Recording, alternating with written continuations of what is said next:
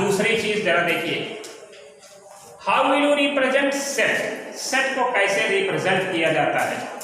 English का capital letter A, B, C, D, ऐसे ही X, Y and Z, these capital letters will be representation of the set। कभी भी आप इसको स्मॉल लेटर में नहीं लिखेंगे, ये बात कंफर्म हो गई। तो सेट को हमेशा किस में, कैपिटल लेटर्स में, ए, B, C, D, x, Y, Z, कोई भी अच्छा ले लो। इसके बाद एलिमेंट्स, इसमें आता है एलिमेंट्स। एलिमेंट्स जैसे ये सेट हो गया, क्या है ये, सेट हो गया। अब इसके अंतर्गत जितने भी आर्टिकल्स हैं वे क्या होंगे, एलिमेंट्स होंगे। उनको आप स्मॉल से लिखेंगे, ए, बी, सी, डी, ई, एफ, जी, ऐसे हमने ले लिया। अब इस तरह से छोड़ देना तो अच्छा नहीं लगता, ठीक। जरा बताइए, ए क्या है, सेट। ए क्या है, सेट। ए, बी, सी, डी, ई, एफ, जी क्या है, एलिमेंट्स। क्या है, एलिमेंट्स। अब देखिए, आपके पास एक ब्रैकेट ये है, एक ब्रैकेट ये है, दूसरा ब्रैकेट ये है, ठीक। इसमें से सेट के लिए ये दोनों नहीं लिए जाते, स्ट्रिक्टली नहीं लिए जाते, और कभी सपने में भी ये दो ब्रैकेट नहीं लीजिएगा। सिर्फ और सिर्फ कर्ली ब्रैकेट लेंगे। What you take, curly bracket. अब देखिए, ये पूरा सेट का रिप्रेजेंटेशन हो गया।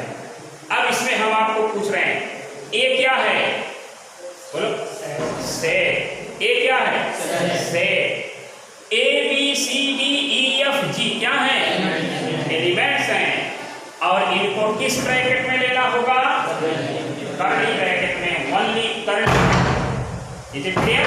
अब जरा एक चीज और बताइए, यहां देखिए, जरा ध्यान से देखना, ए, B, B, C, C, C, D, E, F,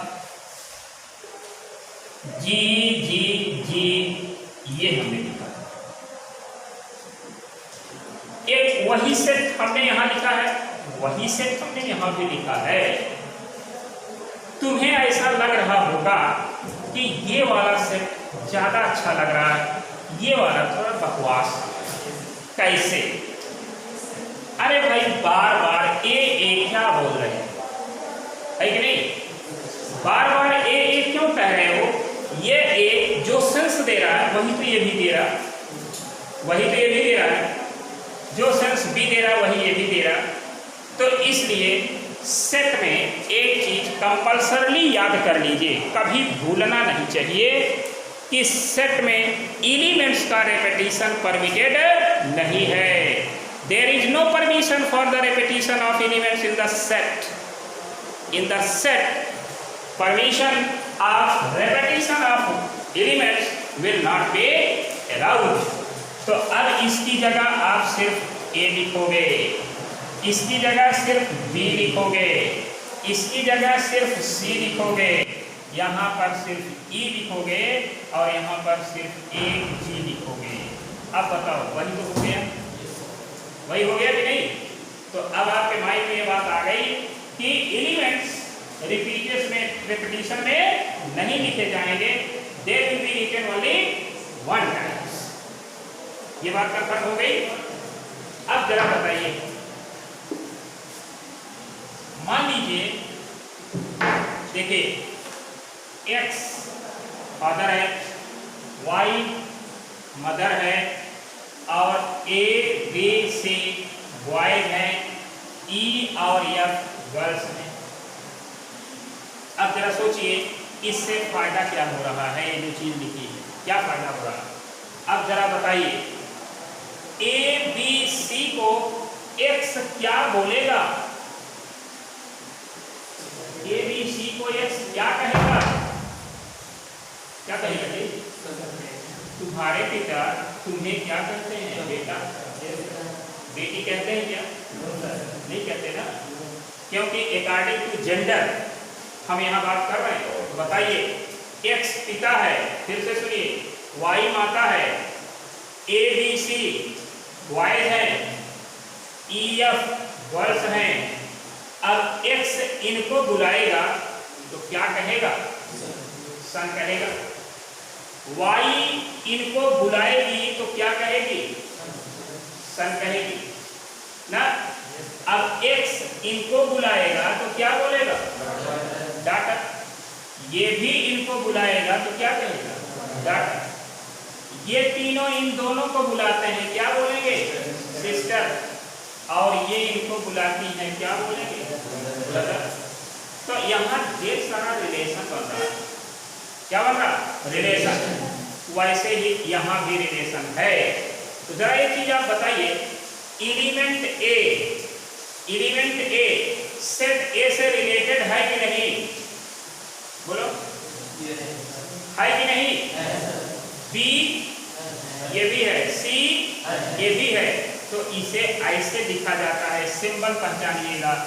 A is subset of A, sorry A belongs to A. क्या पढ़ेंगे?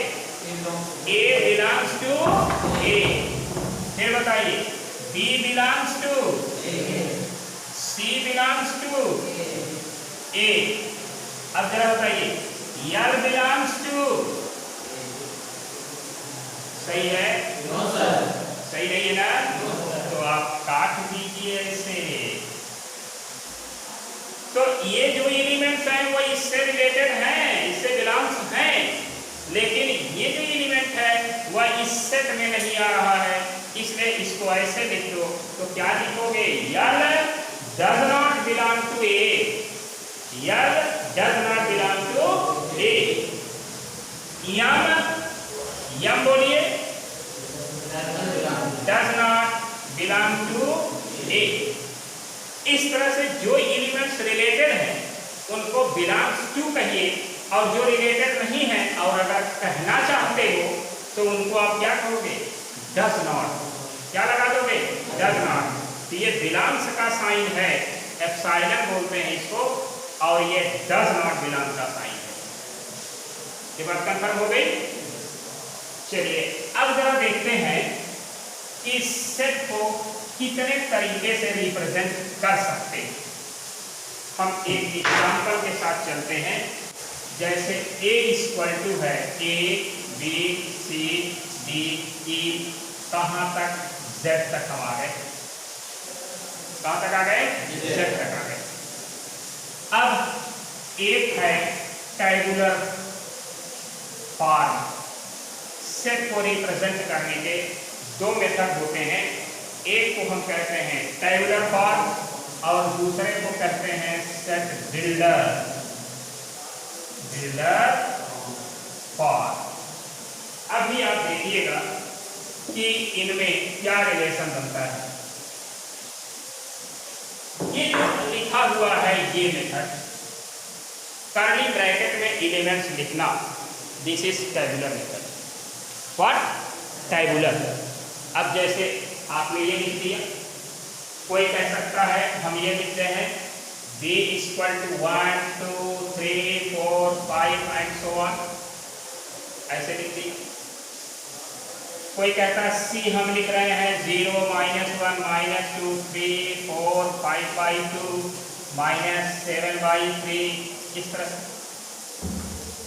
अब ये सब सेट लिखे जा रहे हैं, तो बताइए समय भी ज़्यादा ले रहे हैं, पन्ना भी ज़्यादा ले रहे हैं, स्याही भी ज़्यादा खर्च करवा रहे हैं, कुछ नुकसान होगा, लेकिन ज़रूरत है, ज़रूरत पड़ती है।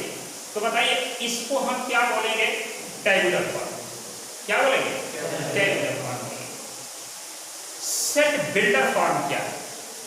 सेट बिल्डर फॉर्म में आप प्रॉपर्टी पकड़ोगे। क्या पकड़ोगे? प्रॉपर्टी पकड़ोगे ना। जैसे प्रॉपर्टी आपने पकड़ी कि x ABC को बुलाया तो क्या कहा? सन कहा। क्या कहा? सन कहा। जब वो कहेगा कि पुत्रों इधर आओ, तो E और F जो पुत्रियां थी वो नहीं आएंगी, क्योंकि उनको तो बुला ही नहीं रहा। पुत्रियां इधर आओ तो वे तीनों नहीं आएंगे। ये क्या है? प्रॉपर्टी है कि नहीं? प्रॉपर्टी है कि नहीं? तो आइए जरा इसकी प्रॉपर्टी हम पकड़ते हैं। इसकी प्रॉपर्टी हम पकड़ते हैं। प्रॉपर्टी अगर आपने लिख लिया तो सेल बिल्डर फॉर्म हो गया। क्या हो गया? सेल बिल्डर फॉर्म हो गया। प्रॉपर्टी लिखी कैसे जाएगी? A equal to, look here, हम यहाँ पर x लिख देते हैं। आपकी तबीयत कहे तो y लिख दो, z लिख दो, p लिख दो, q लिख दो, r जो मन करे तो लिख दो, लेकिन ज्यादातर x लिखा गया। अच्छा बताइए, अलजबरा में ज्यादातर आप एक्स वाई ही तो पढ़े हो कि नहीं? ज्यादातर ABC नहीं पढ़े हो, PQR नहीं पढ़े हो, XY बहुत पढ़े हो। ठीक है, तो इस पर कोई क्वेश्चन नहीं है। एक तो परिपाटी चली आई कि XY में ही ज़्यादा लिखा जा रहा। ठीक है, आपकी तबीयत कहे AB में लिखिए। किसी से अगर आप पूछना चाहते हो ये बताओ A³ - B³ divided by A - B, आराम से पूछ लीजिए, सेंस वही आ रहा है, x³ - y³ divided by x - y। दोनों एक ही है कि नहीं? बोलो, एक ही है ना? तो यहाँ अक्षर से मत घबराना, नहीं तो आप कहेंगे सिर्फ x ही ले सकते हैं क्या? बच्चों के अंदर एक बड़ी खराब आदत होती है, जो लिख दिया जाएगा तो वो सिर्फ लगा देंगे। अब x ही लेना है, सर ने लिखा x तो x ही लेना है, y लिख दिया जाएगा तो उसको कह देंगे गलत है। तो ये चीज अब आपके माइंड में नहीं आना चाहिए। x, इसके बाद इसको क्या बोलते हैं? यहाँ पे हम लिखते हैं ये क्या बोलते हैं? सच। नाम याद करिए, क्या बोलते हैं? सच। x सच है। अब बताओ x है क्या? इसको देखिए, इसको देखिए, और आप कहोगे x सच है, x is small letters of English alphabet. बताइए, अब पूरा संसार आ नहीं यार? पूरा संसार आ रहा। चलिए, x की जगह हम a ले लेते हैं। a क्या है? बोलो, a क्या है? स्मॉल लेटर है। x की जगह हम b ले लिए, क्या है ये? Small letter. c ले लिए, क्या है? Small letter. देखिए आराम से आ रहा, दिख रहा है कि नहीं दिख रहा? ये जो पिक्चर है एकदम क्लियर इसमें दिख रही है कि नहीं दिख रही? दिख रही ना? अब आइए जरा हम इसको देखते हैं, b इक्वल टू, अब हम टेबुलर फॉर्म को सेट बिल्डर फॉर्म में कन्वर्ट कर रहे हैं। हम क्या लिखेंगे? x। क्या लिखेंगे? x। सच दैट x क्या है? x belongs n। x belongs n। x जो है वो किससे रिलेटेड है? किससे संबंधित है? n से। और n क्या है? n क्या है? Natural number. क्या है ये? Natural number, right. तो देखिए, इतना बड़ा लिखने के बजाय हमने कितने छोटे में लिख दिया। अब पूरा संसार आ कैसे आ रहा? x की जगह 1 करिए, क्या है ये? Natural number. 2 करिए, नेचुरल नंबर। 3 करिए, नेचुरल नंबर। 4 करिए, नेचुरल नंबर। अच्छा, अब जरा आप बताइए ये नेचुरल क्यों है? नेचुरल क्यों? भाई आपने पढ़ा नेचुरल नंबर, पढ़ा ना? कभी मन में पूछा नेचुरल क्यों है? पूछा नहीं? पूछा क्यों नहीं पूछा? अरे ऐसे तो काम चलेगा नहीं। भाई ये नेचुरल है, ठीक है, लेकिन क्यों है भाई नेचुरल? जरा इसको बताइए, नेचुरल है?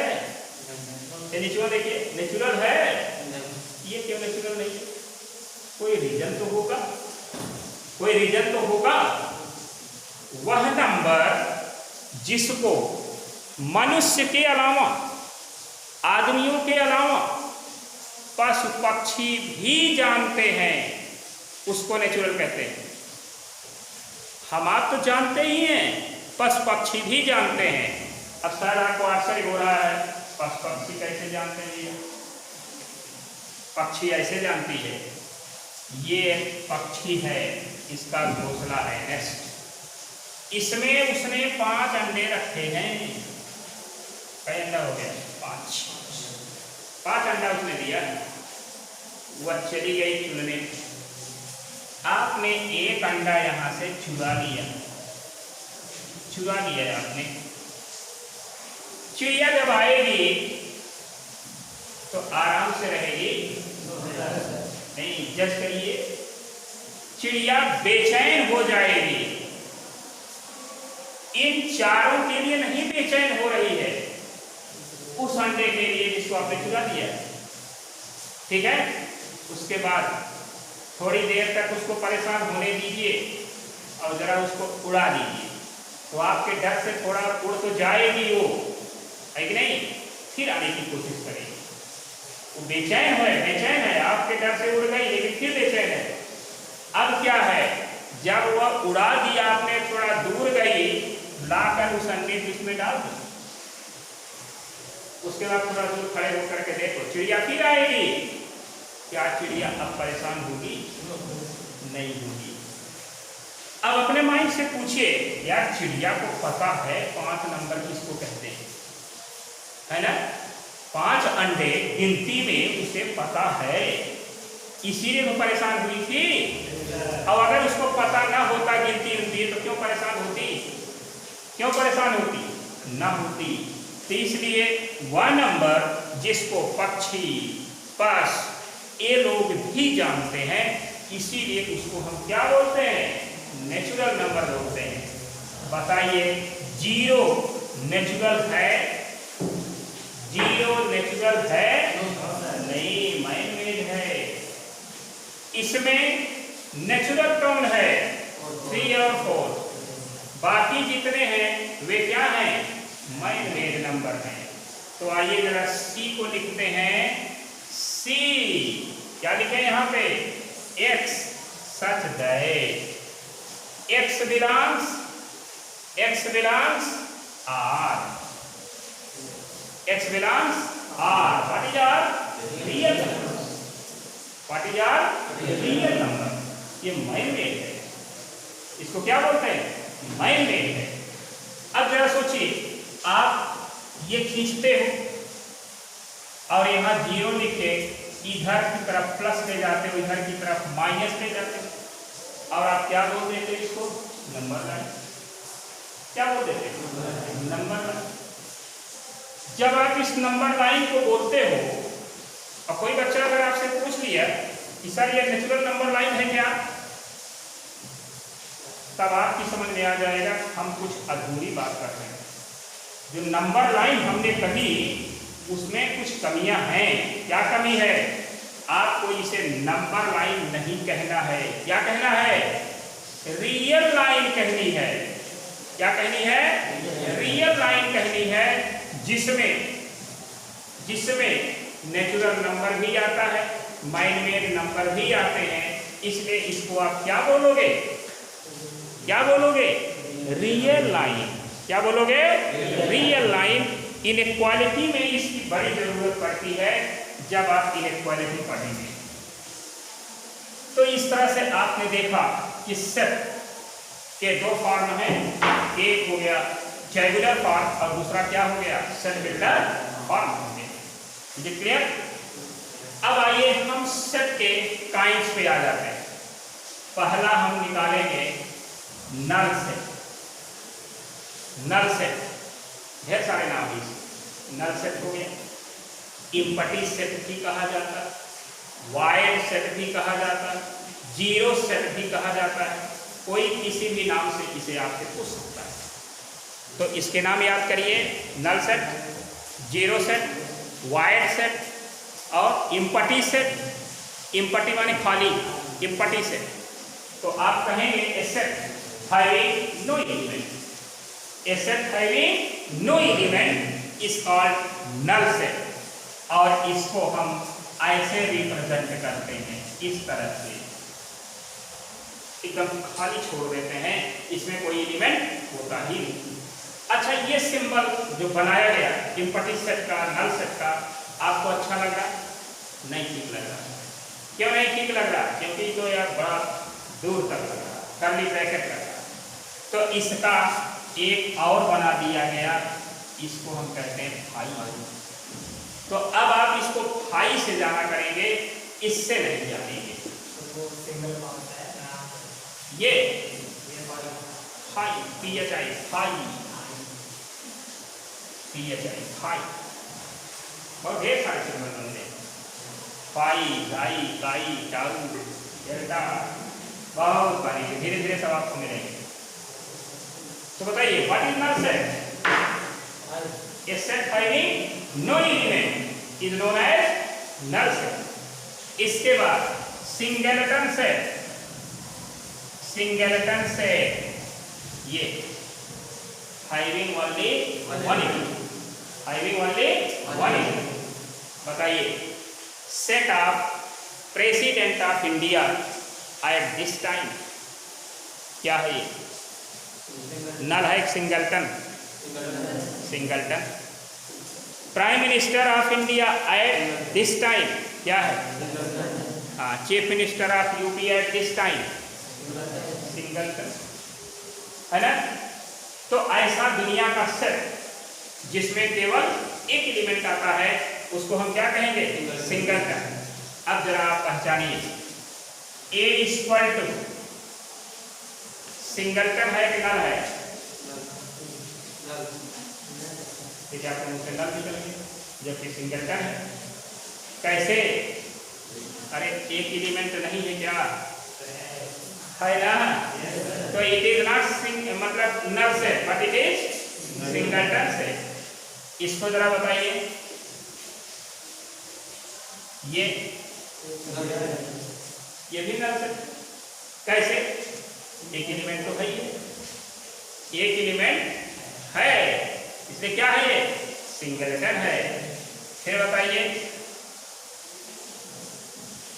ये भी सिंगलटन है, क्योंकि वही चीज तो यहाँ लिखा, वही तो यहाँ लिखा। तो इस तरह से नल और सिंगलटन में डिफरेंस आपको समझना होगा। ये बात कंफर्म हो गई? अब आइए 10 मिनट और हम समझ ले रहे हैं आपका। After the singleton, we come to the equal sets. Equal sets. अभी जब सीरियस क्लास चलेगी तो ये सब एग्जाम्पल्स, नोट्स सब बनवाना पड़ता है मैथमेटिक्स में, ऐसे नहीं काम चलता है। अभी सिर्फ मैं समझा रहा हूँ। इक्वल सेट्स, आपके पास ए, बी, सी 3 सेट हैं, और इन तीनों सेटों को मैं लिखता हूं और आप बताइए इक्वल है ना unequal? A equal to 1 2 3, B equal to 3 2 1, C equal to 3 3 1 1 1 2 2। तीनों सेट कैसे हैं? इक्वल है, बट हाउ? देखिए 1 2 3 एलिमेंट है इसके, और इसके भी एलिमेंट वही है, भले 3 पहली जगह आ गया, प्लेस बदल देने से सेट पर कोई इफेक्ट नहीं पड़ता है, तो इसलिए ये भी और ये भी दोनों इक्वल हो गए। इसके बाद जब इसको आप सही तरीके से लिखोगे तो ये क्या हो गया? 3 1 2, क्योंकि एलिमेंट्स का रिपीटिशन नहीं होता। तो इस तरह से ये तीनों कैसे सेट हो गए? इक्वल, ए इक्वल बी इक्वल सी। अब एक चीज आप बताइए, उलझिएगा नहीं माइंड में, उलझेंगे तो नहीं बता पाएंगे। हम एक सेट ए ले लिए, इक्वल करने के लिए how many set will you select? Equal करने के लिए आपके पास कितने सेट होने चाहिए? 2 से ज़्यादा। 2 आर मोर देन 2। देखिए आपने ये बताया हमको, हम नहीं आपको बता रहे। अगर हम एक ही सेट लेते हैं तो इक्वल होगा कि नहीं। आप ये सोच रहे होंगे अरे भाई किससे इक्वल करें, यही तो सोच रहे हैं।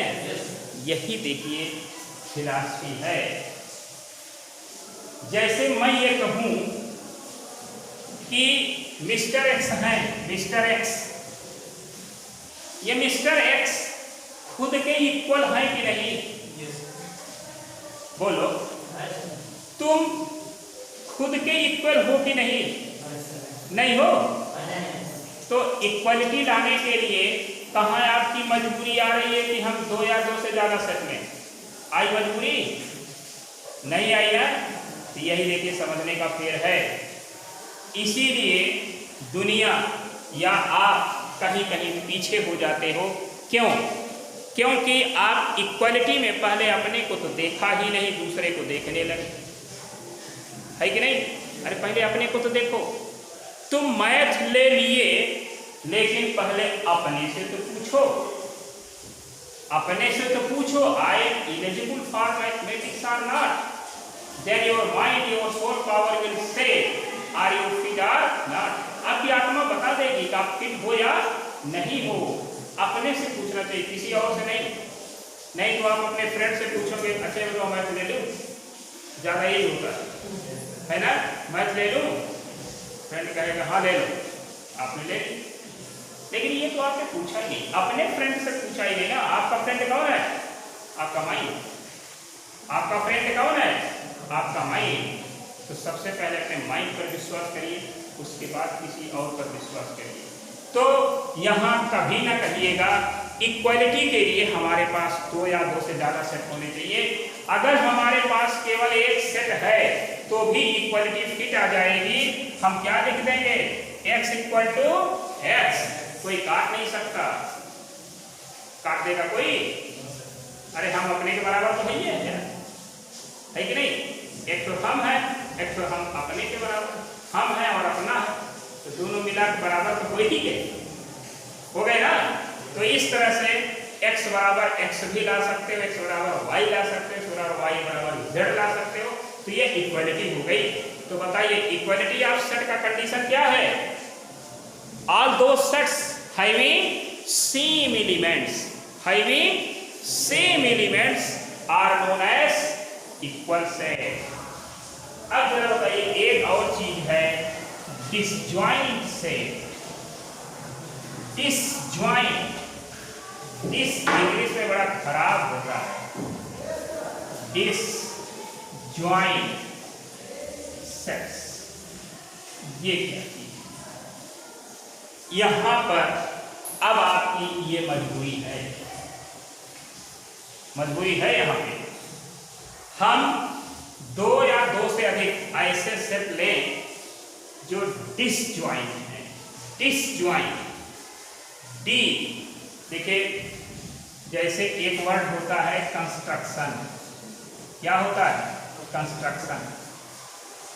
इंग्लिश ग्लोसरी, इंग्लिश का वर्ड्स रटवाने का, जब आप कन्वर्सेशन ऑफ इंग्लिश सीखते हैं तो जैसे दिल्ली वगैरह में चलता है, इतना बढ़िया से आपको वर्ड मीनिंग तैयार करा देंगे कि एक दिन में आप 100 वर्ड याद कर लोगे।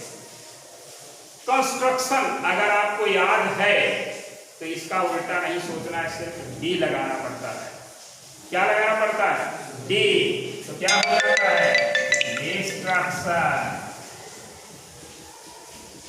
कंस्ट्रक्शन बनाना, डिस्ट्रक्शन माने बिगाड़ है कि नहीं?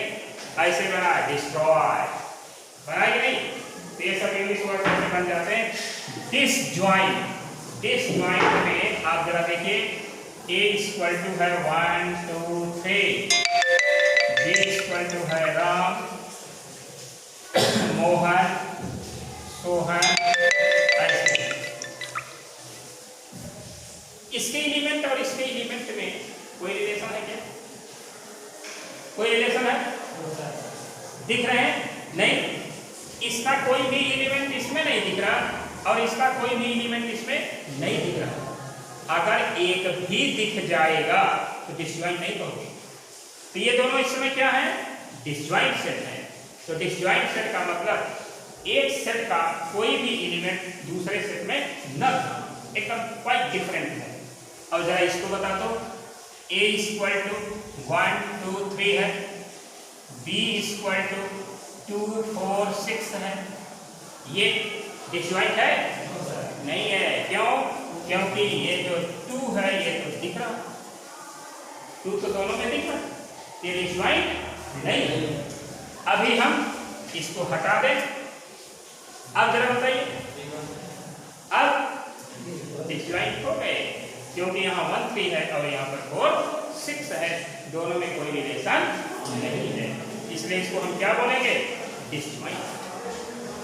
और एक चीज बताइए जरा, a इक्वल टू हमने लिखा 1 2 3 डॉट डॉट डॉट, और एक लिखा a equal to 1 2 3 dot dot 10, दोनों में डिफरेंस क्या है? क्या डिफरेंस है? इसके एलिमेंट्स आप गिन सकते हो, सीमित है, और इसका सीमित नहीं है। तो इसको और इसको क्या नाम दोगे? इसे क्या नाम दोगे? इसका नाम है फाइनाइट सेट। क्या नाम है? Finite set. और इसका नाम है इनफाइनाइट सेट। Infinite set. तो इस तरह से अगर एलिमेंट सीमित हैं, गिने जा सकते हैं, तो फाइनाइट, और नहीं गिने जा सकते हैं तो क्या हो जाएंगे? इनफाइनाइट हो जाएंगे। ये बात कंफर्म हुई? अच्छा, एक चीज 5 मिनट के लिए, बस केवल 5 मिनट। देखिए, जब तुम लोगों का इंटरेस्ट बढ़ जाता है तो मेरा भी बढ़ जाता है। एक चीज ये बताओ, सबसेट। सबसेट देखिए, हमारे पास a इक्वल टू 1 2 3 एक सेट है, इसका सबसेट बनाना है। तो सबसेट बनाने के लिए आप एक सेंटेंस रखिए, टेकिंग नो एलिमेंट। पहला, कोई एलिमेंट आप नहीं लेते हो तब भी सबसेट बन जाएगा, एक एक लेते हो तब भी सबसेट बनेगा, 2 2 लेते हो तब भी सबसेट बनेगा, कुल इकट्ठा ले लेते हो तब भी सबसेट बनेगा। तो इसके जरा सबसेट बनाइए। हम कोई एलिमेंट नहीं लेते, पाई, अगर कोई एलिमेंट आप नहीं लोगे तो क्या हो जाएगा? एक एक एलिमेंट हम ले लेते हैं। देखिए, ये एक एक एलिमेंट हमने लिया है, ये सब क्या बन रहे हैं? सबसेट हो गया तो? हाँ, बस हो गया। मोबाइल लेके आइएगा सर। ठीक। और उसके बाद देखिए, हम तीनों सेट ले लेते, तीनों एलिमेंट ले लेते, तो इसके कितने सबसेट बन गए? 1 2 3 4 5।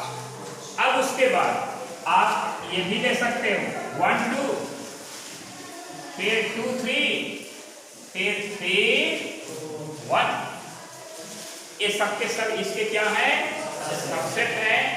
अब अगर इसको आप 5 लिखना चाहते हैं, 5 इज सबसेट ऑफ A, ऐसे लिखा जाता है, 5 इज सबसेट ऑफ A। तो अगर 5 इज सबसेट ऑफ A है तो A 5 का क्या है?